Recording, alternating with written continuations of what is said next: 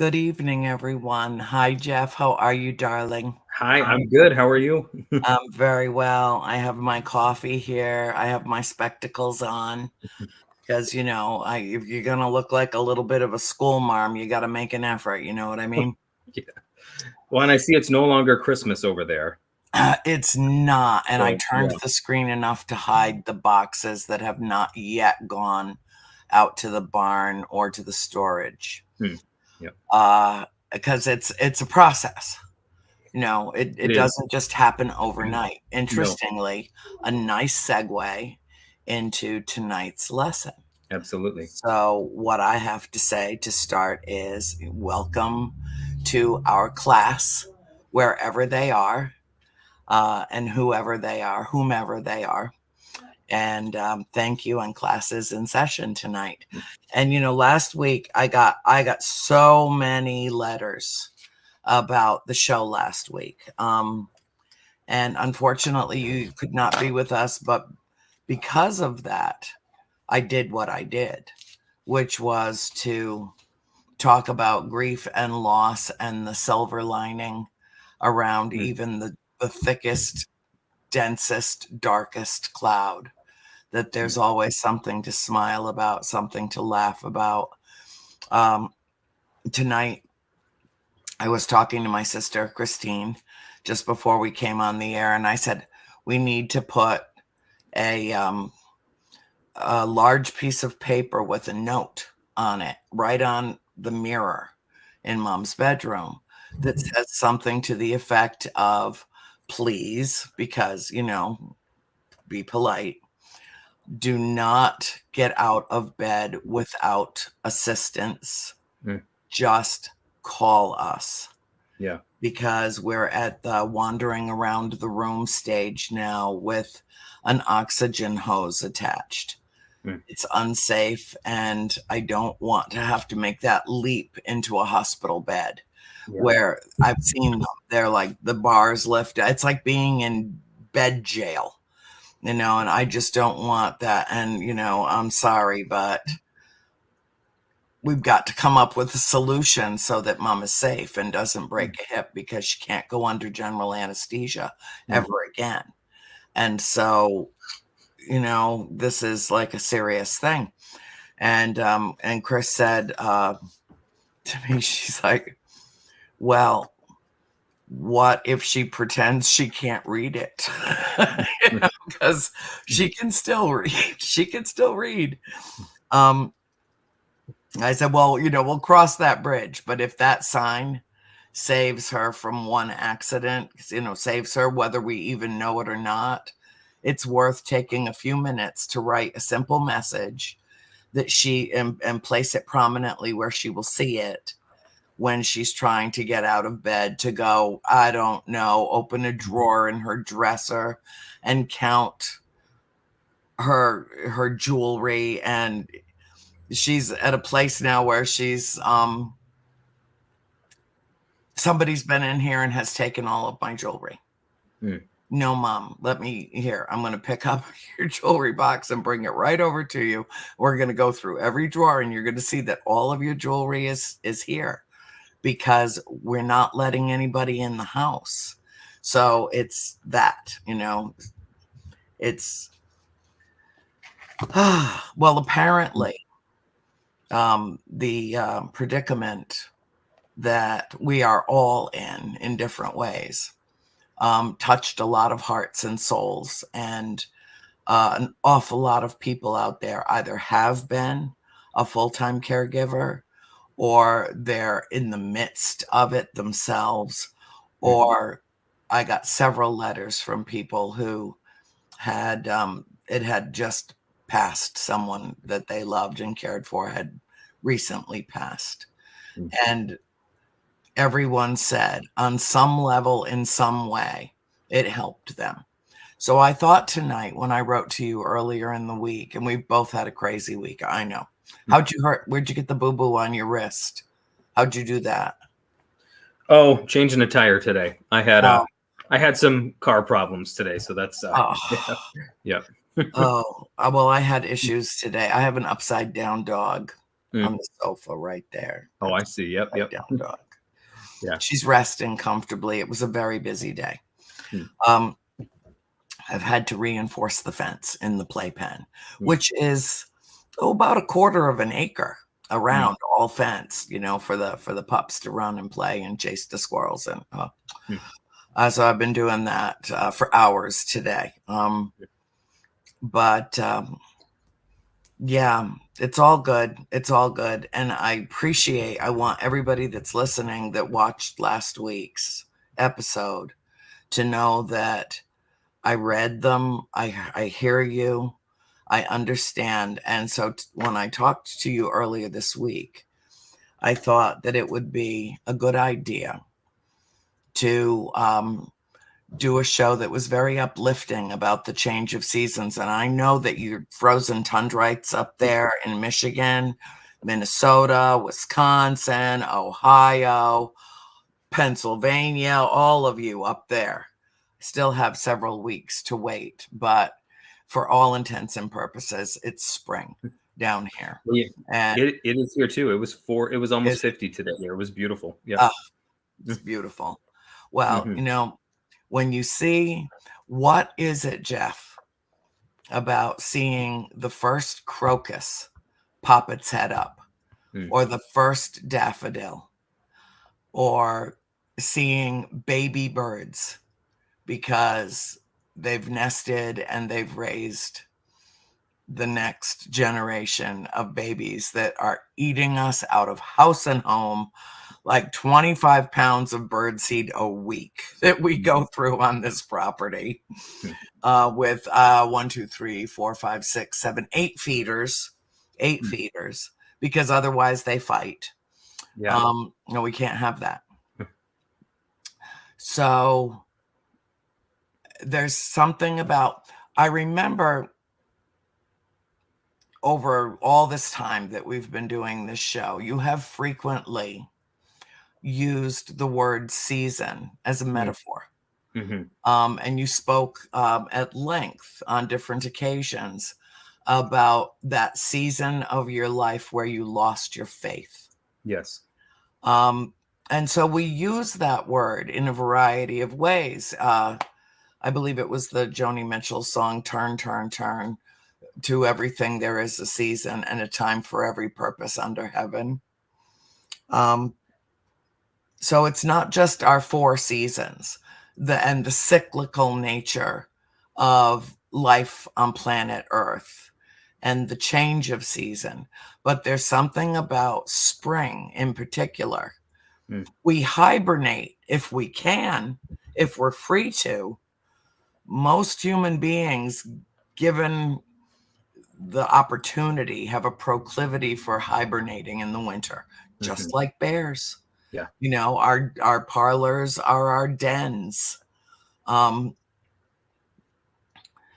once it starts to warm up and all of a sudden there are buds on things that looked dead, but here's this new life coming, and mom's redbud tree is starting to bloom. We noticed this morning the crepe myrtle, the dogwoods on the property. We have 3 dogwoods, and all 3 of them are getting ready to pop buds. And I just pray we don't have a hard freeze and everything turns black. It's happened. Yeah. But seeing new life inspires us to move, to get out and walk, to go smell the fresh air, to feel the sunshine on our face as our side of the world tilts closer to it. I think that's how it works. Oh God, I'm such an idiot when it comes to that stuff. Don't even ask me about the phases of the moon. Oh, full moon tonight. Oh yeah. How perfect is that? Yeah. So I really wanted to delve in with you tonight. I know I've already sucked up several minutes, but I wanted to delve in with you tonight about the concept of the seasons of our lives. Like, for instance, I'm 65. If I live a good long life, I'm in the autumn of my life. where I would just prefer to stay, thank you very much, because it's my favorite season, and I hate winter, and I would like to live a good long life. So I would like this to be the beginning of autumn for me at 65. Um, but above and beyond that, why are we, like, for instance, seasonal light disorder, or am I saying that right? I think so. Seasonal light Yes. Yeah. affective disorder or something like that, where we don't get enough light and it makes us cranky and sullen and, shrink into ourselves. I mean, people buy like sun lamps and stuff like that Oh yeah. Yeah. to keep seasonal light affective disorder or something like that. Um, so what is it, Jeff? Hmm. What is it about the change of season that brings us so in tune with ourselves and with the planet and wanting to plant things and wanting to look at things bloom? And it's that burst of new life when the weather turns warm that lifts our spirits and pulls us up out of the doldrums, if that's where we've been dwelling for several months. Yeah. And everybody in class, if you've been in the doldrums for several months, raise your hand. Oh my God, did you feel that? How many hands went in the air? Did you feel that? We Yeah. can't see them, but I felt it. Yeah. Okay, all right, so it's time for everybody to just, this is the paradigm shift. We must rise to the occasion. We must plant a tree. We must rake the yard. We must walk in the grass that's coming up as fresh new sprigs when a month ago it looked like dead brown dead. And celebrate this season. Yeah. Celebrate this season. And I know you know a lot about the history of the spring celebrations and Easter and all of that.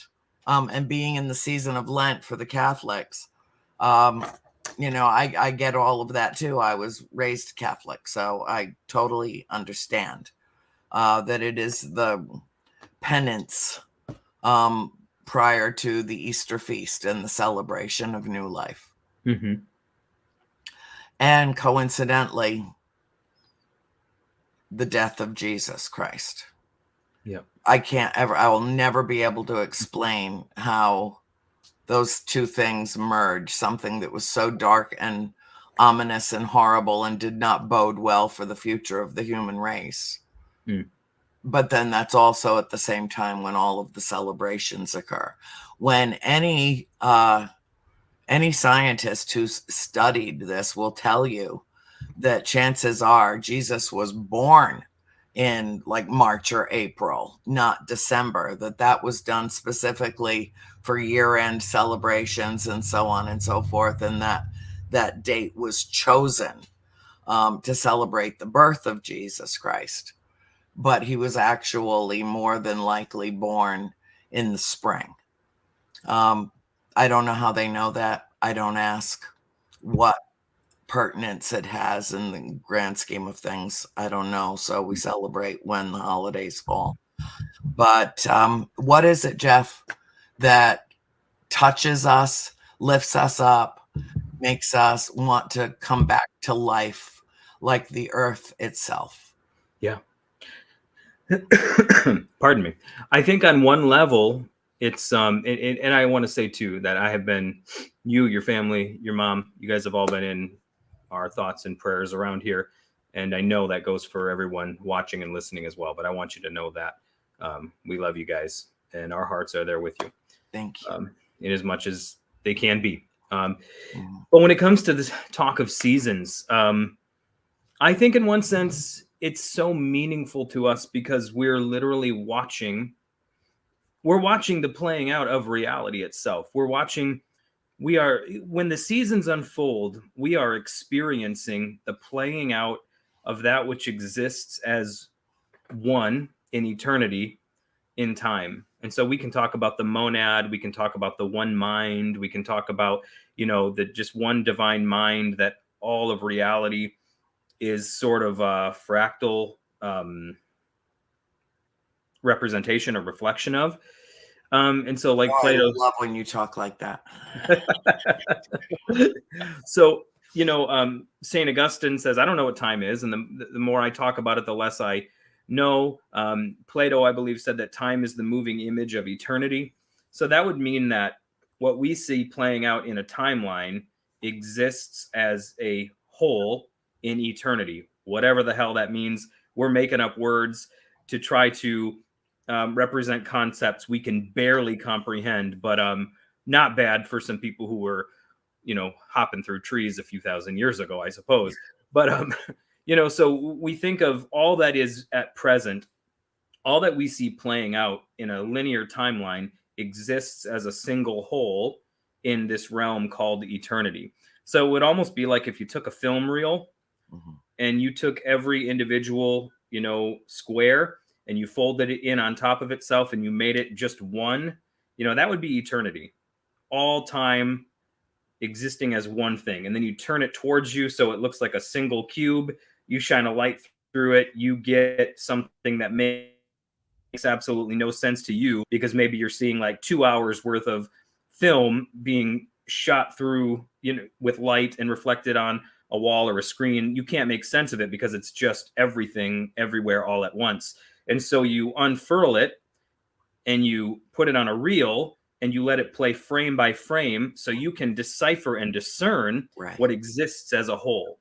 So reality exists as a whole, right? In eternity, it exists. All that was is also all that is. All that will be is also all that is. Everything that was, is, and will be in our perception it just simply exists in eternity. And time is a gift we're given so we can experience the playing out of what is almost like a story. And I think that's why life seems almost like a story to us, because we're experiencing it in that way as a gift so we can actually comprehend what is. And I think collectively, it's not just even in our one life, in our one existence, but humanity as a whole is experiencing all of eternity playing out. And then collectively, our minds are catching on to eternity. So the further down the road we get, the more of a complete and complex understanding of divine isness we attain, I think.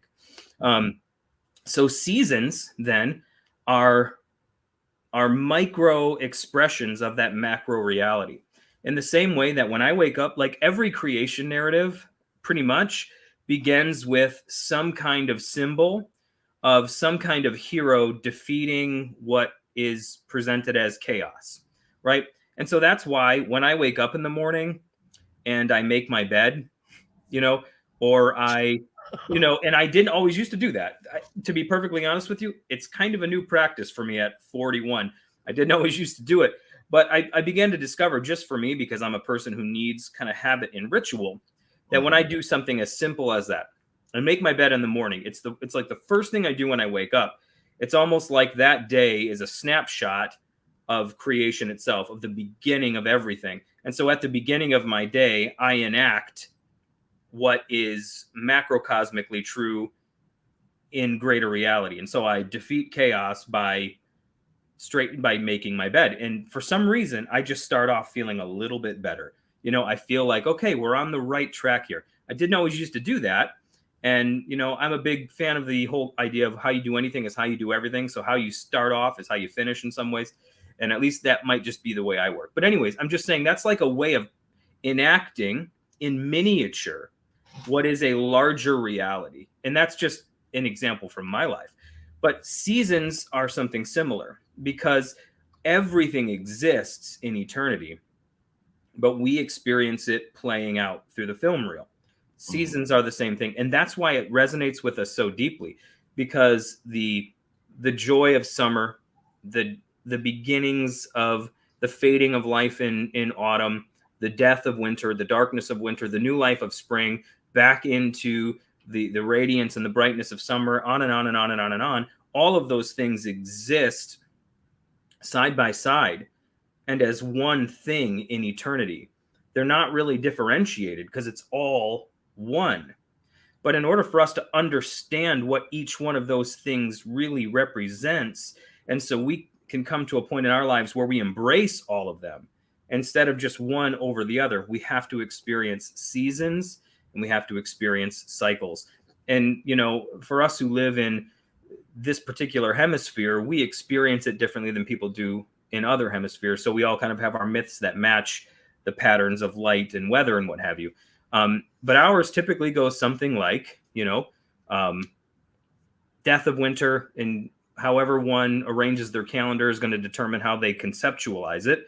But maybe you start off with the nothingness of winter, and then there's new life that begins to emerge in the spring, and then there's the full bloom of life in summer, and then there's the fading in the autumn, and then there's the death again, and then there's the birth, and then there's the life, and then there's the fading, and then there's death, and then there's the, you know, whatever. We experience that cycle, and we experience it enough through life that we begin to catch on, right? And we begin to notice that this is not just how it works out there with the trees and the flowers and the birds and the bees and whatnot. This is how it works here too. That is actually the pattern of reality. And I think it's a fractal pattern of ultimate reality. So like, if you have an esoteric understanding of Christianity, the ultimate pattern of reality would be the divine logos, which would be Jesus. And you see played out in his life that pattern of reality, which is there's birth, right? There's life, there's death and crucifixion, there's the quiet of the 3 days in the grave, and then there's resurrection, and then there's new life, and the cycle begins again. And so you see played out, and in my opinion, it's probably one of the best fleshed out versions of that myth and reality, probably because we've spent so much time ruminating on it. But to me, that is so, okay, I can yammer on and on forever about this stuff. But the point is, I love it. That's a snapshot. So the way that scripture talks about the life and existence of Jesus is that this occurred before the foundations of the world. That it says that the lamb was slain before the foundations of the world. So what we see play out in time existed and occurred before time. And then we see it playing out in time, but it exists outside of time. So this is a pattern that exists prior to us seeing it play out in reality, right? So this pattern predates the manifestation of the pattern. Therefore, it's the pattern that is shot through all of reality. You know, birth, life, death, resurrection, rebirth, you know, life, another death, another resurrection. And the more you go through that cycle of things, the more complexity you pick up along the way. And, you know, I often say that people think the way forward is straight. I think the way forward is to constantly move in a sacred circle. And it's not that you're stuck on loop. It's that you're picking up more complexity through each time you go through that circle. There's more and more complexity you're picking up. And I often use the illustration of the piano. You do do, re, mi, fa, sol, la, ti, do. You start with do, you end with do, but you're in a do in a different octave. And then you do do, re, mi, fa, sol, la, ti, do again. It's the same thing up and down the keys. But every time you go through the scales, you're higher, right? So you're not stuck in a loop. You're advancing and you're growing. So this pattern represents the moving forward of reality, and we experience it playing out in life. So spring represents resurrection because it's wired into reality. I think it was Khalil Gibran who said, if we, how did he say it? He said, if you must view time through seasons, he said something like, view winter in light of spring, and you'll look on your frozen fields like with serenity, because you'll know that even looking at the frozen fields, resurrection always comes. It will come. So you get to a point where you can even look at the bleakest, coldest, darkest of days in the middle of winter. But if you've experienced enough springs, you can look at even that and see spring in seed form. But spring is resurrection. And so when we see the grass beginning to green, when we see the flowers beginning to peek their heads up, and when we hear the chirping of the birds and the return of the birds, and in my case, you know, it is a signal to us that this is the truth of all truths, that this is how things work, that it's a constant reminder to us. And you know what? The older I get, sometimes the faster I seem to fly through the actual seasons. Like this year, winter, like last year, winter was hellish. It just felt hellish to me. You know, it was. Yeah, and it was. But like my experience of physical winter really matched up my kind of emotional makeup. And but then I watched how quickly last year winter physically passed. You know, I go through my day, I do the things I got to do, I take responsibility for the life I've chosen to live, whatever. Before I knew it, it was spring. Before I knew it, it was spring, and those dark, cold, long nights had given way to, light was winning again and whatever. And I just this year was like, you know what? I've lived enough springs. I know what happens. I know it's coming. And it doesn't mean there weren't dark times, but you live enough of these and you start to catch on. You start to learn the lesson. And I think ultimately the lesson is that we hold the entire film reel in our hands and embrace all of it, but you got to experience enough of them before you can see the beauty and the pattern and embrace it. So when we experience the warmth of this, like, I mean, geez, just this week, the it's been staying, it's brighter in the mornings, it's staying light out later, and it revives your soul. Mm-hmm. Like there's a spiritual parallel There to is. what you're seeing out there, and that's because everything is one thing, really. And but here's the deal. Here's the lesson, though. The lesson is, I really believe, learning that winter always gives way to spring. And the lesson here is, so embrace winter when you're in winter, because you know that spring always follows, right? Mm-hmm. And the beautiful thing about spring is that spring is a delicate season. I think if you're thinking archetypally and mythologically, the masculine principle is always more bombastic and loud and announces itself with trumpets, whereas the feminine principle in mythology is typically more subtle, but it's just as powerful. It's a subtle power. It's kind of like the king comes to breakfast the next morning and he's completely changed his mind about some huge thing that the day before he was dogmatic about. And they're like, what changed his mind? And the camera pans over to the queen and she's just sipping from her goblet, with a wry smile on her face. And it's like, that's what happened.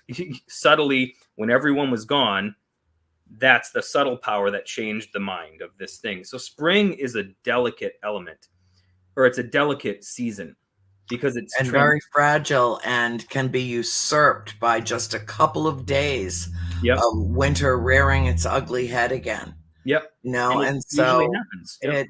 it can be all that new life with a sudden drop in temperature to below Mhm. freezing can be squelched and has to start all over again. Yep. And so, we can't protect it.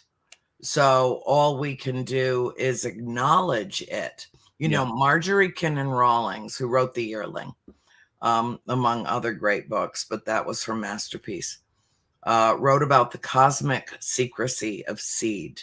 Mm. And I've written about that concept and tumbled it around in my head for years and years. And my mother refers to it frequently as the cosmic secrecy of seed. And I do believe, what Leonard Cohen wrote, there is a crack in everything. That's how the light gets in. Mm-hmm. Well, a seed that's placed into the dark, moist, rich earth in total blackness, I think of as the universal void, that space between the planets and the stars and the asteroids, that space in between, space, unoccupied space. And that to me is where everything can happen, where everything does happen. And it's being submerged. Yeah. Going into that dark, how many people say, oh, I went down the rabbit hole. Oh my God, I had to claw my way back up. Well, if you think of that, those dark times, whether it be sadness, grief, depression, we can all work our way out of that season. Yeah. We can. Yes. And not only with the knowledge that spring is coming, but in that dark underworld is where new life begins. Absolutely. Where the growth begins. Yep.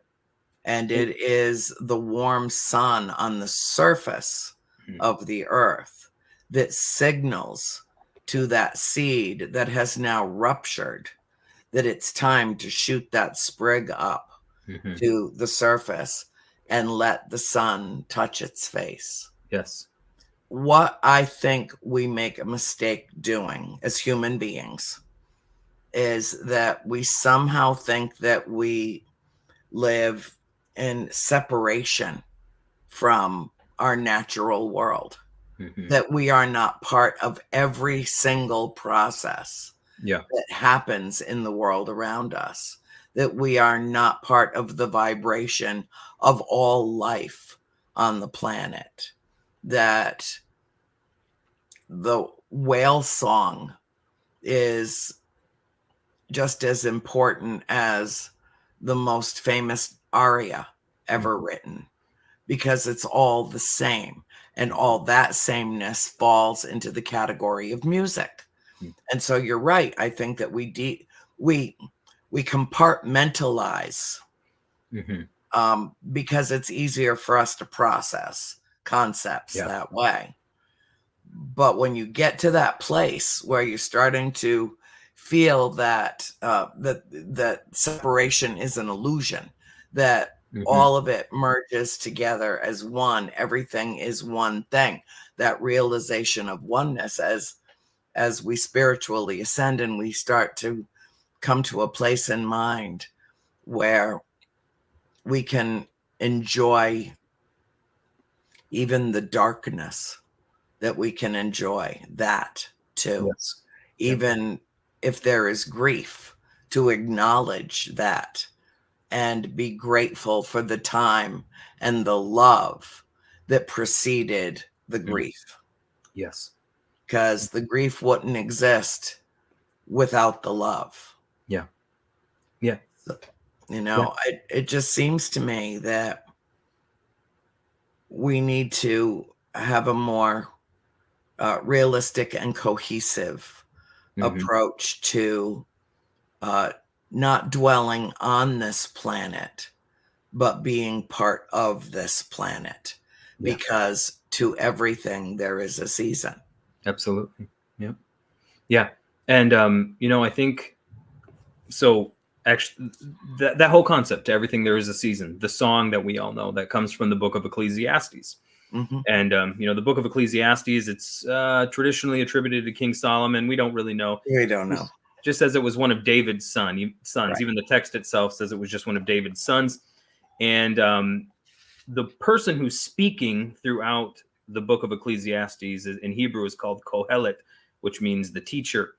And so he's not really the writer. He's more a character that the writer is using to show us something. And what it is he's trying to show us. Exactly. He starts off by having Kohelet, or the teacher, make this statement: vanity of vanities, all is vanity. And in Hebrew, that word vanity means something more like vaporous, something that's here and that's gone. And in English, it often gets rendered. I'm sorry? Yeah. Elusive. Yes. In English, we often render it meaningless, but in Hebrew, it means something more like something you can't really get your hands on. You think it's solid and you go to reach for it and it's gone, right? It's a vapor. And so it's a ghost. It is. Yep, exactly. And that's what he goes through the entire book talking about and teasing out the implications of. He's like, I thought pleasure was solid, and so I sought meaning there. And when I got my hands on it, like a vapor, it floated away. Then I sought wisdom, and I'm out of order here, but he's like, then I sought wisdom and knowledge and understanding. And I thought, certainly, that's where it's at. And I went after that, and I couldn't find it there either. And he was like, so this is what was learned. Okay. And this is from Ecclesiastes chapter 3. And let me just read it. And this is from the New Revised Standard Version. It says, for everything there is a season and a time for every matter under heaven, a time to be born and a time to die, a time to plant and a time to pluck up what is planted, a time to kill, a time to heal, a time to break down, a time to build up, a time to weep, a time to laugh, a time to mourn, a time to dance, a time to throw away stones and a time to gather stones together, a time to embrace and a time to refrain from embracing, a time to seek and a time to lose, a time to keep and a time to throw away, a time to tear and a time to sow, a time to keep silence and a time to speak, a time to love and a time to hate, a time for war and a time for peace. And we could argue about the validity of some of those things he says there are a time for, but he's just observing the natural patterns of reality. Right. And he's saying, I was seeking after things that were solid. And every time I thought I got my hands on something solid, it went right through my fingers like a vapor, like a wisp of smoke. And so the conclusion that I came to is that everything is seasonal. Everything is cyclical. What I think is solid passes. So I'm always in the midst of some kind of transition. And so his wisdom and his advice here is simply this: understand there's a season to everything. And when you're in that season, be in that season. Embrace the season that you're in without longing too much for the next one. Because if you spend this season longing for the next one, or longing for the one that you just came from, by the time you get to the next one, or by the time you complete the cycle and get back to the one that was behind you that you wanted to go back to, you won't have learned the lesson. The lesson is embrace the season that you're in without lusting after the one that's in front of you. Learn to just be there, and eventually you love it. And by the time that transition comes, you're actually almost a little sad to see the last one go. And maybe sometimes you're less sad than others. The point is because you learned something in that season. You learned to embrace the beauty of it. And so now you can actually make the transition beautifully. And it's a graduation instead of, let's say, a divorce, right? And I don't mean anything offensive to anybody there, but, it's a more celebratory experience than it is a painful one, because you're moving forward, but you've learned to embrace where you're at. And that's the wisdom of Kohelet. He's like, look, nothing that you think is solid is actually solid. It's always moving and changing. So the only way to ever really enjoy anything is to learn to be where you're at. And when you learn to be where you're at, like you said, sometimes you're buried in the soil. Sometimes you're in the deep, dark, black earth, and it feels like death. But there is light reaching you. There is moisture reaching you. And what is truly inside of you, in that seed, what is truly true about you, is being called and summoned out of you by the elements that you might not be aware of. In the evolution of the eye, the creative software that the divine exhaled into existence when all things were made, the creation of the eye that played out over millions of years went something like this, according to theory, that our aquatic ancestors, as they swam through the murky black depths, had the light of the sun streaming down to them through the waters, and the light-sensitive cells in their bodies began to migrate towards the top of the head in an attempt to reach the light that was streaming to them. Over millions of years, those light-sensitive cells began to form spots at these particular parts of the head, and eventually became the eye. Vision came about as a result of being in complete blackness, but receiving the light of the sun, even though the sun couldn't be perceived, because the mechanism for perceiving things visually didn't exist yet. But that is how we are able to now perceive things visually, right? And it was there in that liminal space when that mechanism didn't even exist.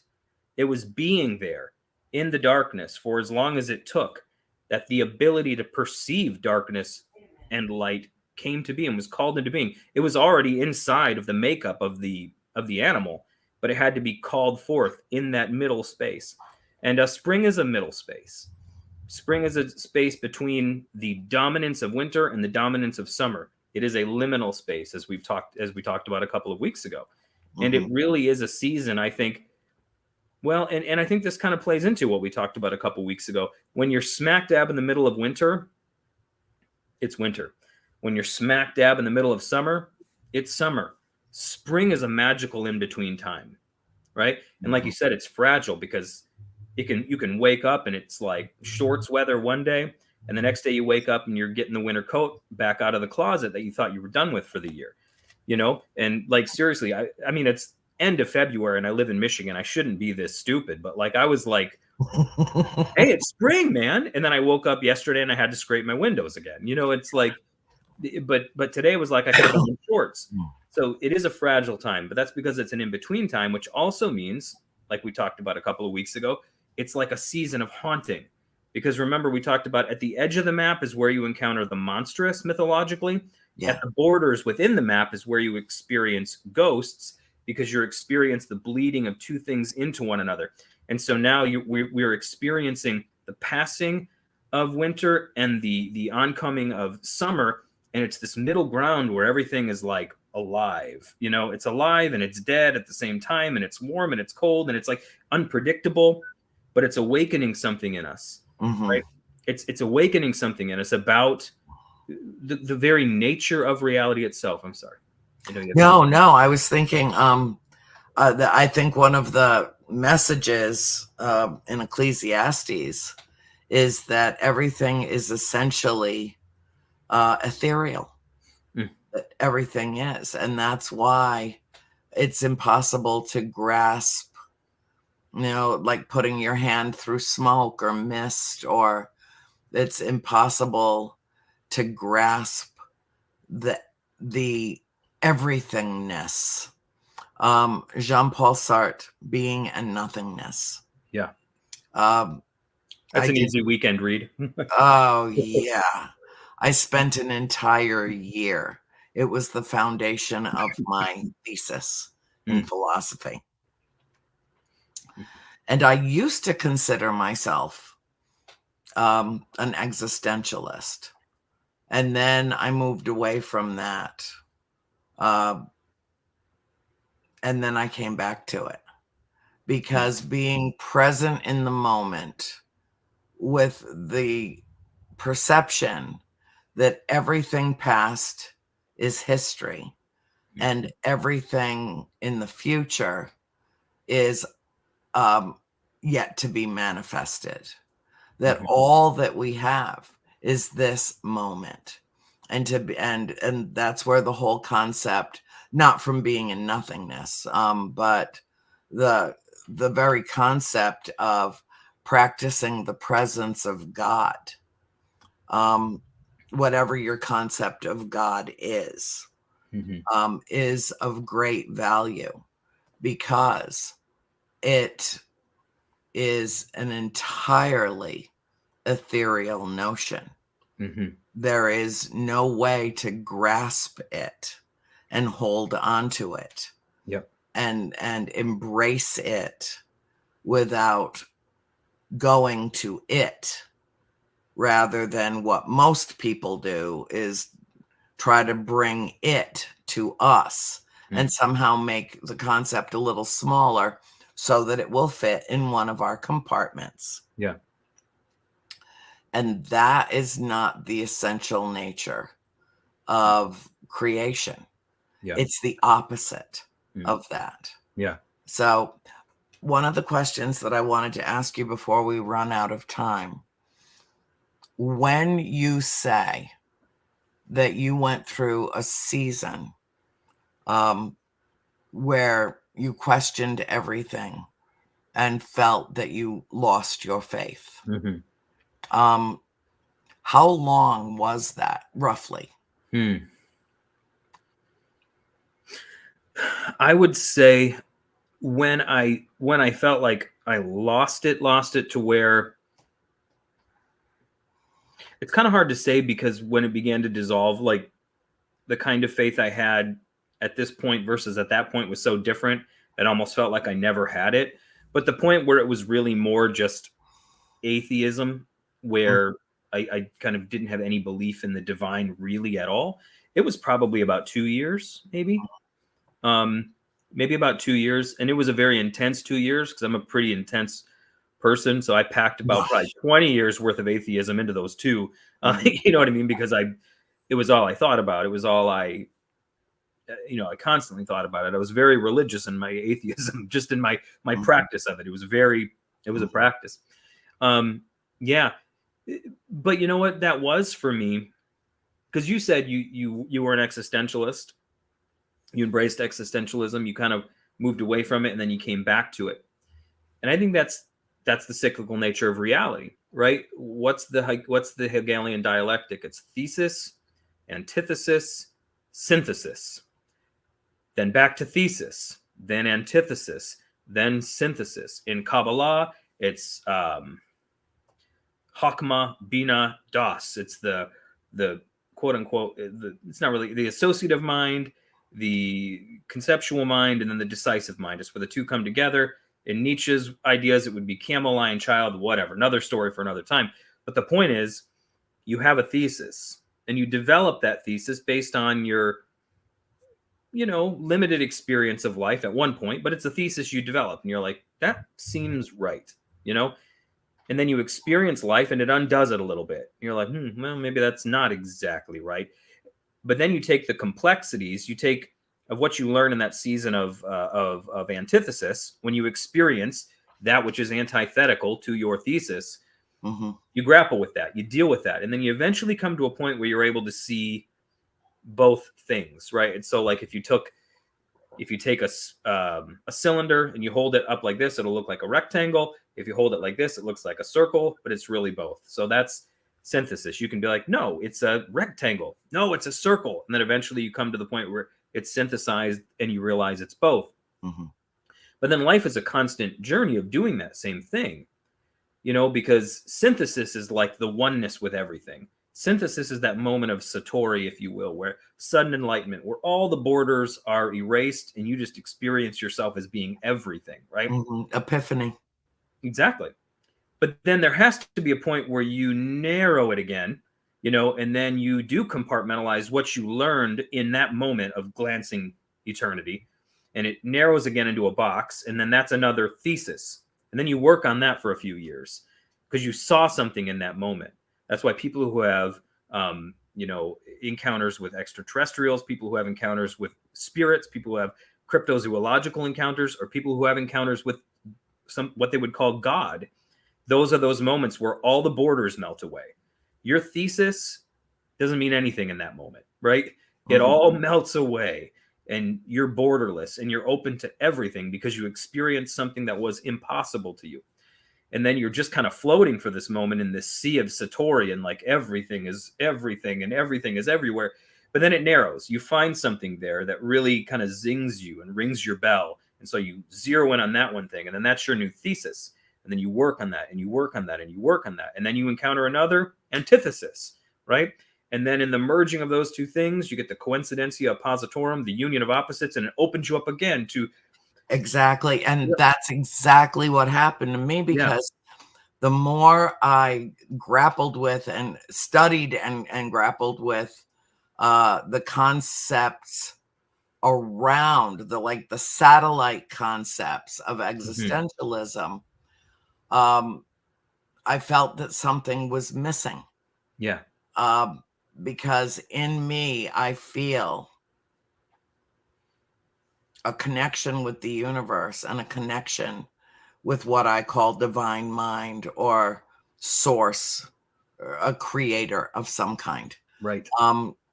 And I don't know what it is, and nobody knows what it is. Right. Truth be told, nobody does. Yep. But I had a sense of its existence. Yeah. That I was a part of its existence, that all of us are. And I philosophically trying to, find my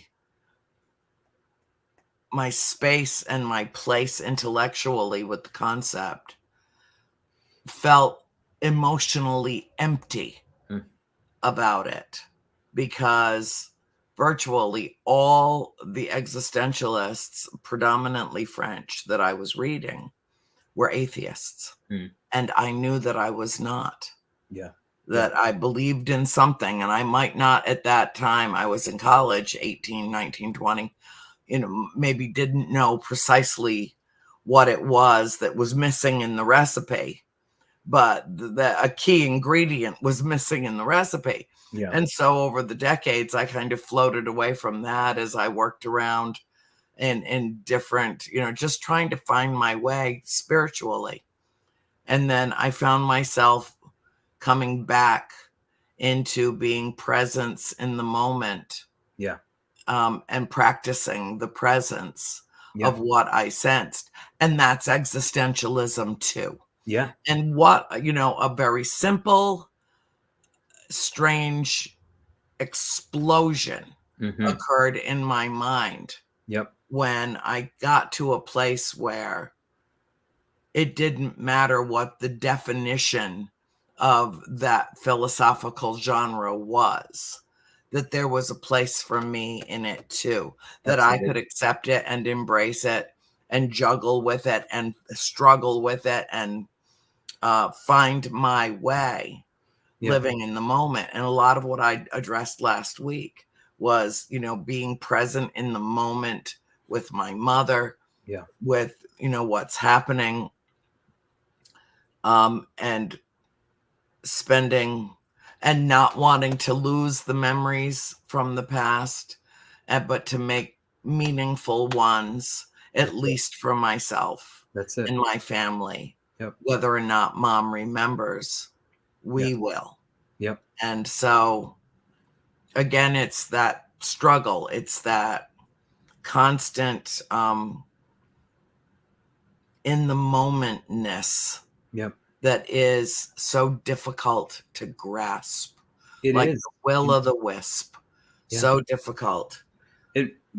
When you talk about that process and how you talked about it, it reminds me of the old Zen proverb, and I don't remember who said it, but it says, before I sought enlightenment, mountains were mountains, rivers were rivers, valleys were valleys.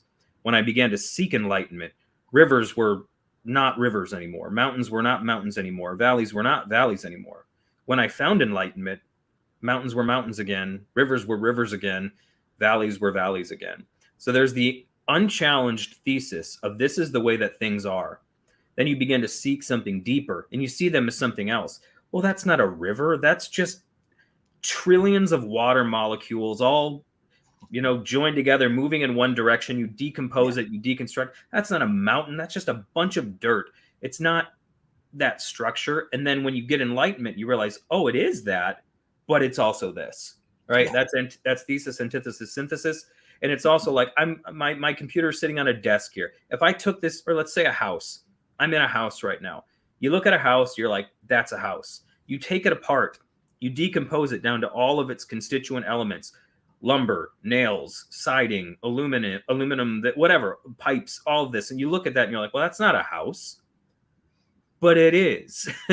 You can deconstruct it and you're like, well, that's not a house. It's all of these things. You put it together though. And then once you've been involved in the process and houses don't just drop out of the sky, right? And oh, now you can see it and you're like, oh, it is both.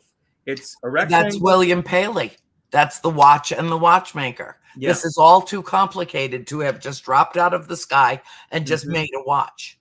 Well, we are out of time. Speaking of time and watches, we are out of time. So we have to say our obligatory class dismissed, all of us knowing that class goes on, and we will meet again here next week. I love you with all my heart. Talk to you over the weekend. Take care and bless you all tonight. Thank you.